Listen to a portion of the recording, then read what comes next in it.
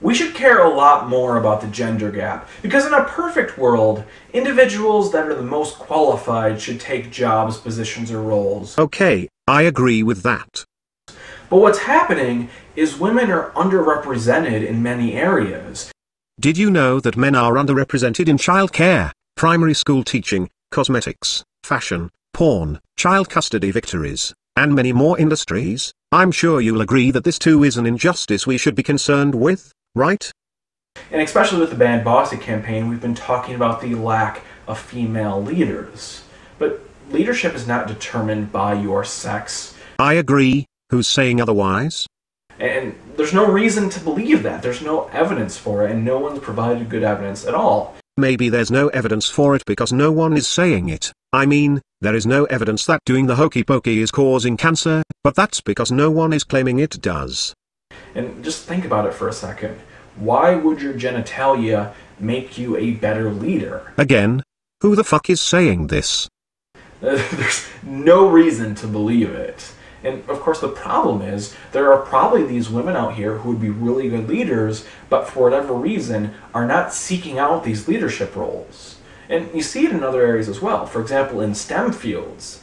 I'm sure there are a lot of women who would be really good scientists, engineers, and mathematicians, but for whatever reason, they're not going into those fields. Actually, Lacey Green explained that in her video about objectification, the very video you claimed inspired these gender gap videos you are making. She said, Thirdly, because women's bodies are subject to constant frivolous criticism, girls learn quickly to self-objectify. The APA reports that self-objectification results in lower cognitive and motor functioning, increased sexual dysfunction, and body shame. It found that self-objectification is directly related to girls pursuing fewer careers in STEM fields. It's also a major contributor to mental health issues like eating disorders and depression, which disproportionately affect young women. So basically, men lusting after women, and women body snarking other women, leads to women being batshit crazy, have low self-esteem, causes them to not pursue careers in the STEM fields, and being crap with hand-eye coordination. Of course, I find this funny that there are a number of pseudo-intellectuals that say they care a ton about science and education, but they just brush off the fact that there's a lack of representation for women in these areas. Maybe these so-called pseudo-intellectuals you speak of are not worried about the male-to-female ratio, the black-to-white ratio, the blonde-to-brunette ratio, the gay-to-straight ratio, the cis-to-trans ratio, the Pisces-to-Sagittarius ratio, the goth-to-punk ratio, the Yankee-to-hillbilly ratio, or the Christian-to-Muslim ratio, because they see people as people and have no need to divide people into a million different flavors, and then count up which one of these demographics lacks representation in any aspect of life. Then scream bloody murder about the random occurring inequalities and try to play cultural Marxist to make an equal outcome. I recall Dr. Kiki, Kirsten Sanford, a science enthusiast with a doctorate's degree in neuroscience, streaming a videocast, and she mentioned it was important to science to have more women. I asked why it was important for science. I never got an answer. I think she meant important to women, which of course is not the same as important to science. In the same way that more women in politics may theoretically be good for women but not good for politics or men, or society in general. So let me take this opportunity to ask you, Ryan, why are you so concerned about more women in science? You said these people cared about science and education. Okay, and what does the presence of women have to do with education and science? It just seems to me that you care nothing about science and education, but about women, which, considering you're male, and men are truly fucked over in this society, I must wonder why you're not concerned about men. And what's worse, especially in politics, is sometimes a underrepresentation of a certain gender does lead to sexism. I mean, what happens in Congress? Well, there's a number of old, rich, white, somewhat religious men, and surprise, surprise, guess what they start hacking away at? Reproductive rights, protections for women, especially in terms of equal wage and other various protections. Okay, this is completely 100% offensively stupid bullshit with no grain of truth to it at all. These old rich white men you speak of, are the very ones that gave women the federal right to abortion. How can they chip away at these rights? They are the ones that gave women that right. Old rich white somewhat religious men gave women the right to vote, enacted the Civil Rights Act of 1964, which made it against the law to discriminate in service, employment, or opportunity, against people for their race, or sex, by corporations with over 15 employees, or from government services. These old rich somewhat religious white men are the ones that gave women the right to an abortion, in a country where the amount of women opposing abortion almost equals the amount of men opposing abortion. Currently, or somewhat currently, 61% of men are against abortion, and 60% of women are against abortion. Yet these old rich somewhat religious white men are the ones upholding Roe versus Wade. Next you say they are hacking away at protections for women. This is complete and utter bullshit. Congress passed VAWA, the Violence Against Women Act, which is a sexist bill that prioritizes the well-being of women over men. It discriminates against men by assuming the man to be the perpetrator and the woman to be the victim. These old white men are funding women's battered shelters that often blatantly refuse to serve men. This, according to my understanding of the 1964 Civil Rights Act, is illegal, unless there is some loophole I am missing. These rich old white men pass laws forcing the military to accept female enlistees, yet allow women to be exempt from registering with selective service at age 18. Sure, men can die in wars when the soldier supply starts getting low, but the women, who are free to enlist, are exempt from being forced to go die for their country. Corporations are setting up female enrollment and training programs and giving women special opportunities that men do not get. You don't see this for men anywhere. I'm going to leave a link in the description box for free job training programs. Notice all of them are either available to both genders, or just to women, but none of them are available to men only. Think it's just this one website I am demonstrating? Then go to Google and find, in the United States of America, free job training for men only. Again, in America, the Civil Rights Act of 1964, passed by rich old white men, makes sure that men-only programs are not allowed, because that would discriminate against women. Yet the old rich white men of today have little to no desire to enforce that law to protect men. Your argument is completely bullshit. Old rich white men gave women the rights they have. How can they chip away at it? And these old rich white men are doing their duty as protectors and providers for women by constantly enacting laws that protect them, and give them welfare provision, and job opportunities. When a man and woman have a divorce, it's almost exclusively the man getting taken to the cleaners. And it's almost always a rich old white man who was the divorce court judge, handing everything over to the woman. Again, Ryan, you're wrong. You are just so absolutely wrong. You are so wrong that it is downright insulting to me. Every man who watches your video should be pissed off and outraged at the way you are painting a female supremacist society as a male-dominated society. And you start seeing through policy that there are certain policies that are very almost sexist and almost undermine females in general. Very almost.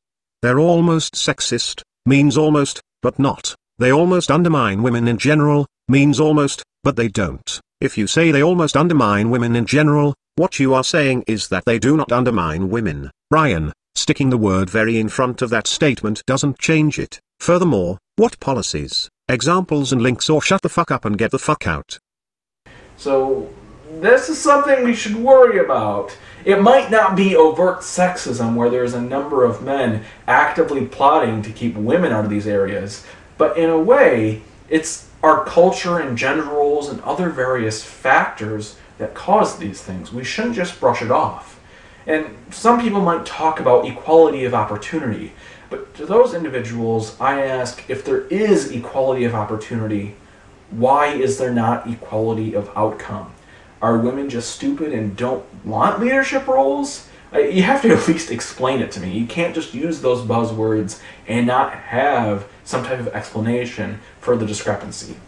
Actually, Ryan, the burden of proof is on you. We have equality of opportunity. You are admitting to this. Thus you are implying that the reason there is not an equality in outcome must be the result of some discrimination. I'm sorry, but the burden of proof for this hypothesis is on you. I don't know why women lack political office. There could be any number of reasons. Maybe women are stupid. Maybe women suffer from more social anxiety. Maybe they'd rather get an education in women's studies and bitch about men and the patriarchy. Maybe beneath all of their bullshit rhetoric about being uber oppressed by rich old white patriarchal males, they know these rich old white men have done a lot for them. Maybe the psychological reward that comes with power isn't as strong in women as it is for men. Perhaps they don't feel comfortable taking the risk. Perhaps they don't feel comfortable because they aren't used to taking risks, because the demand to take risks isn't for them like it is for men. I think men would rather shoot for the stars and risk crashing and burning, rather than taking the safe path of guaranteed mediocrity. And perhaps the motive for this is, with glory comes pussy.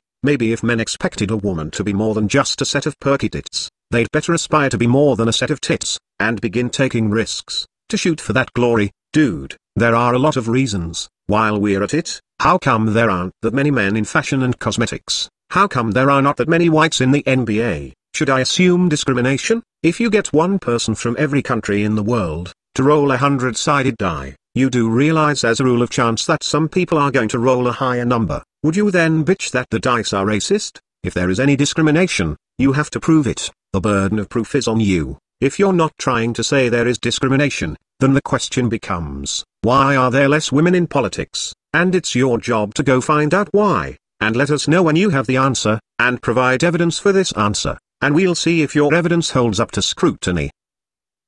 And since this is a short video, I am going to make a few arguments against his follow-up video to this one. A lot of people freaked out about my gender gap video, so let's keep the drama train rolling and talk about women in politics. In particular, the problem of candidate recruitment with women. Firsthand, I've seen many times where we can find these highly qualified women who should run for office, but when we approach them and ask them to run, they don't believe they can win. They don't believe they're qualified. They don't believe that they can bring a campaign staff together. Maybe they're right. If they doubt themselves, and don't feel up to the challenge, then they're probably not up to the challenge. Just because you feel they'd make good candidates doesn't mean they feel that way. And part of being a good leader is being up to the challenge. And win a tough election. And the problem is this is actually contrary to evidence. As I've said many times before, women have a slight advantage in politics. When Democratic women run against a Republican man, in fact, I would say this gap becomes larger, mostly because Democratic women tend to turn out some more women, and those women vote for women. Women vote for women. If men vote for men for being male, that's sexism. But if women vote for women for being female, that's not sexism. Come on, you're admitting here, whether you realize it or not, is that women are sexist and have same group preference. And I'll tell ya something, Ryan, men look out for women and put female interest and well-being above their own. So women are looking out for women, men are looking out for women, but no one is looking out for men. You're proof of this. You're a man looking out for women. In a society that already has a female preference, you're bitching about the female gender gap in politics, but you're not bitching about all of the male gender gaps. Women, of course, are bitching about all of the female gender gaps, but care nothing of the male gender gaps. There might be some individuals who could be really good leaders. And in response to this, some individuals have said, well, if they don't believe in themselves and they really reject evidence, then they wouldn't be good leaders. That's what I said. And that might be true, but you're missing the point. Perhaps there's some other scenario where there's different factors, and perhaps these women are raised differently, where they would believe in themselves and run for office, and it would be great if they would. So what you're saying is, you suspect the reason less women than men run for office is due to the way they are raised, such as, women, through some complex means, are conditioned to think they wouldn't be good at certain things. Well, that's certainly a possibility. Of course the burden of proof is on you. After all, it's a possibility, but it's not the only possibility. Maybe women are shying away from politics and leadership because women fear taking on responsibility. After all, we see this all the time with feminists insisting that if a man and a woman are drunk, then the woman is too drunk to consent, and it's the responsibility of the man, who is also drunk, to know this, and thus he's a rapist. Women, particularly feminists, are avoidant of responsibility. Responsibility is seen as a man's role. Women should have the privilege to join the military, but it's men that should have the responsibility to get drafted. Women should have the privilege to dress any way they want, but men have a responsibility to not offend her by staring at her. Privilege is for girls and responsibility for boys. Again, that's just speculation. It could be any reason. It's your job to prove this hypothesis of yours. And of course the question is, what do we do about this? Right? Many times in that gender gap video, people just said, oh no, this isn't a problem because it's natural, right? People go out and seek these positions, so it's perfectly fine. But it's a fallacious argument. There's no reason to justify things because they're natural, just because this is the way things are happening and people are choosing them to be this way. What is not necessarily what ought to be. Right? I'm sure you can think of many terrible events in history where people stood up and said, yeah, this might be the way things were in the past, but we should change it. And of course, I feel like clarifying this, and it should be obvious, I'm not going to force women into roles by fiat. I'm not going to say, all you men out here, step aside. The women are ruling things now. That's not what I want. All right, good. As long as you're not suggesting women in any way, shape or form get special treatment that would give them an edge to force an equal outcome, then it's all good. Right, I think there are some specific policies that would be helpful, but overall, I think the question we have to answer is, what can we do about this? Now, some policies that I think might be helpful are things like support groups for women. And now we have a problem. You said policy and then support group for women, another women's only space, and this should be a policy. Do you mean a government-backed policy, a university policy? Either way, if it's a policy, it has to be backed by an authority of some type. So, an authority should create a support group for women only, another women's space. See, that's a contradiction of what you just got through saying about not wanting to muscle the men out. You see a demographic of people failing in some arena, for whatever reason, and now you want to force an equal outcome by giving those who are failing some sort of advantage, some sort of head start. I'm sorry, Ryan, but we can't have a society where the laziest and least capable people are given a false head start. We can't reward failure. You cannot disadvantage society's best by giving an advantage to society's worst. To the members of my audience, I know with the way rocking mystery is, and the tradcans among us, it's gotten real unpopular to say cultural Marxism, but, cultural Marxism, damn it,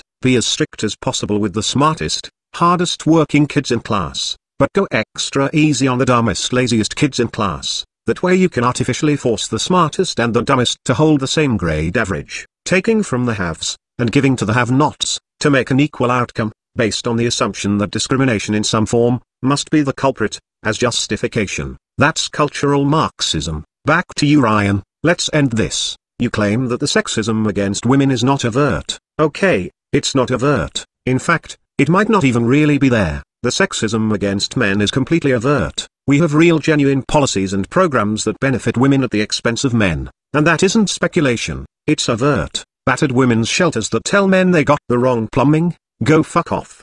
Domestic violence policies such as VAWA, which assume men to be perpetrators of violence and women the victims. You don't even have to Google the bill. The fact it is called Violence Against Women Act, rather than Violence Against People Act, pretty much spells it out for you. In many countries, such as Norway and Sweden, there are government-enforced corporate quotas to force corporations to promote women to CEO under threat of shutdown, based on a mere assumption there might be sexism as the underlying cause in the gender gap. Very real discrimination against men. Theoretical hypothetical discrimination against women. We have women sticking together as women, men looking out for women, and you contributing to this by being a man looking out for women. You say you're not in favor of muscling the men out of the way for women, but you basically are. Ryan, you're caught up in the feminist hate machine, looking at the world through vaginal eyes, where you only notice female disadvantage, and male privilege, completely blind to female privilege and male disadvantage. That's a problem. And I don't have much of a solution, but try this. Next time you feel like doing something or speaking out on behalf of women, just stop and ask yourself, would women do this for me and my sex? Before you speak out against some conservative Bible-thumping group that wants to end a woman's choice for abortion, ask yourself, when's the last time you heard a woman complain about the fact an adult woman can have sex with a male who is underage, statutory rape, and then sue her rape victim for child support and win? Have women on your campus spoke out about men's lack of reproductive choices,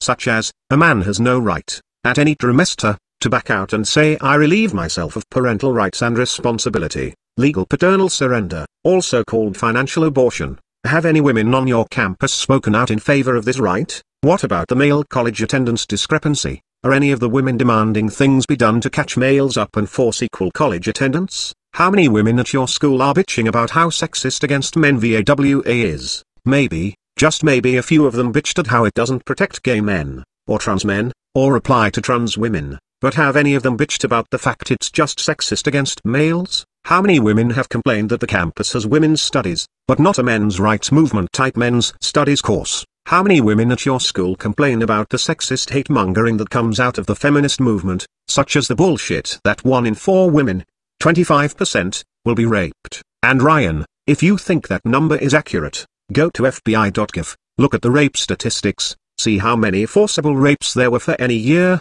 look at the population of America for that year, divide by half, to get the female population total, and compare the force rape cases to the amount of women in the country. Take that percent and multiply it by a woman's entire lifespan, 81 years average, and tell me if that total comes out looking anything like 25%. In fact, the amount it totals is shockingly low. I did the math and it works out to every woman in the USA has a 4.3% chance of being a rape victim in her lifetime, and that's very overinflated because a woman almost never gets raped past age 50 to 81, so I multiplied the number by 31 times more than I should have. But I figure that should compensate for all the women that don't come forward yada yada yada, but personally I think it's closer to 0.5 to 1%, so again, 4.3% chance, and that's about the highest number you're going to get. I'll link the exact page I pulled numbers from. When have you heard women bitching about this artificial statistic? When have the women in your school got vocal about an issue that disproportionately negatively affects men, not gay men, or racial minority men, or trans people, but normal everyday men like yourself? Just ask yourself that next time you begin to stand up for them. Remember, they vote for each other. Us gals got to stick together is their motto. Women are already looking out for women. Is anyone looking out for you? Oh, and for the record, I do hope to see more women in politics. The way I see it, politicians are not looking out for their own kind. They're looking out for their money and power. Special interest groups that vote, and corporations that fund their campaigns, are who they represent. Black politicians aren't looking out for blacks. Hispanic politicians are not looking out for Hispanics. Gay politicians are not looking out for gays. White politicians are not looking out for whites. Male politicians are not looking out for men. So what if we have a ton more women politicians? Women may look out for women, but politicians are looking out for their own power. Furthermore, I believe since we are a female supremacist society that puts female interest ahead of male interest, we might as well have a female government, since that's who the government supports and protects. And also, the more women become politicians and CEOs, the less like victims they appear to be, and they do rely heavily on the illusion of being weak helpless victims. The more money they make, the harder it is for women to reach above themselves for a higher status male to parasitically leech off of. Since we are already a culture that worships women, and won't hesitate to turn the male sex into sacrificial lambs, women having direct power, rather than power by proxy, actually benefits men. So yeah, I'm all in favor of more chicks in politics, but not at the expense of head starts and quotas and female-only support groups or any of that artificial head start bullshit. Rolling out the pink carpet and making the path to success less difficult will only backfire in the long run. Like artificially boosting the grades of the slow kid will produce an illiterate person who graduates, and has great expectations for himself because of his high grades. When confronted with a real challenge that does not critique itself to adjust to his stupidity, he will fail, and fail hard, and he'll swear the system is out to get him. You can't produce a large group of underqualified people falsely believing they have what it takes. Equal opportunity for all, and may the outcome be survival of the fittest. Any type of special protection or head start for women will only hurt them in the end, even if it is just a policy that there be some sort of support group. Damn it, women don't need shoulders to cry on from a support group. They don't need crutches and encouragement. They need someone to crack the whip. They need to be thrown headfirst into the water and told sink or swim. They need to be treated like men. Men bully around other men instinctively for a reason, to make each other strong. Women need to be bullied, and made strong, instead of patting them on the back and saying they're the sweetie. It's not your fault. Nothing is ever your fault. You can do it, and I'll keep fixing things for you until you succeed. Maybe what we need to do is say you're too much of a weak little punk to succeed. Make me a sandwich, bitch. Maybe they'll curl their fists up and say, oh yeah, I'll show you, and grab life by the horns and carve their own path like a man. You want women to succeed like a man? Then start treating them like men. No more handouts, protection, provision, support groups and pity parties. And again, Ryan, you're looking out for women. Are they looking out for you? Are men looking out for you? Is anyone at all looking out for you?